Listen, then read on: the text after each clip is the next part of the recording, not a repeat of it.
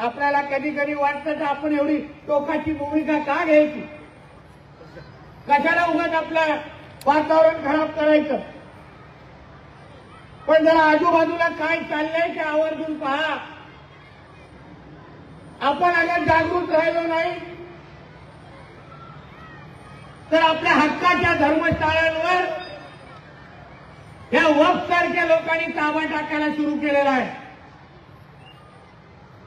तुमच्या पिंपरी चिंचवडच्या आजूबाजूला बघा, बांगलादेशी रोहिंग्या मुसलमान पहिला नोकरी करण्याच्या नावाने येतात आणि मग हळूहळू आपली जमीन ताबा करण्यासाठी घेण्यासाठी सुरुवात करतात. पहिली फक्त हिरवी चादर टाकायची, त्याचा थडगं उभा राहिला तर मग उद्या कधी ती मस्जिद तयार होते हे तुम्हाला कळणारी नाही. आम्हाला या टोकाच्या भूमिका किंवा असे शब्द का काढायला लागतात, कारण का ज्या भारतामध्ये आपण राहतोय त्या भारताला इस्लाम राष्ट्र बनवण्याचे यांच्या सगळ्यांचे मनसुबे आहेत आणि हे सत्य आहे. हे काय मतं मिळवण्यासाठी किंवा दंगल भडकवण्यासाठी प्रयत्न नाही.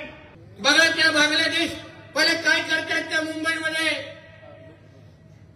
त्या सैफ अली खानच्या घरात घुसले. म्हणजे नालायक बघा किती आहेत. पहिलं फक्त नाक्यावर उभं राहायचे, आता घरात घुसायला लागलेलं आहे. कदाचित त्याला घेऊन जायला आले असतील, हे घाट लेकी जेव्हा आम्हाला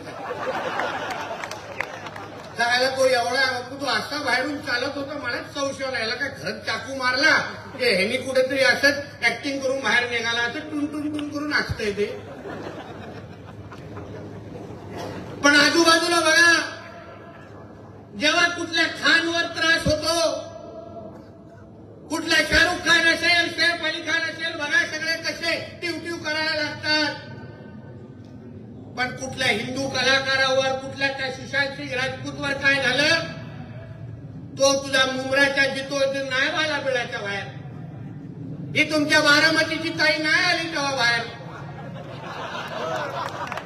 तिला बरोबर सैफ अली खानचीच चिंता आहे, शाहरुख खानच्या मुलाचीच चिंता आहे, नवाब मलिकचीच चिंता आहे.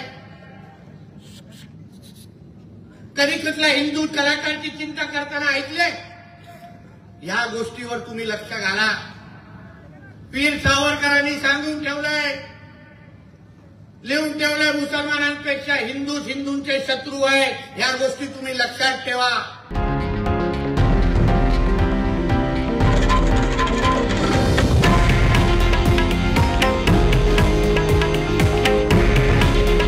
हे आहे देशातील नंबर 1 न्यूज नेटवर्क आणि आपण पाहत आहात TV9 मराठी. काळजी तुमची, हित महाराष्ट्राचं.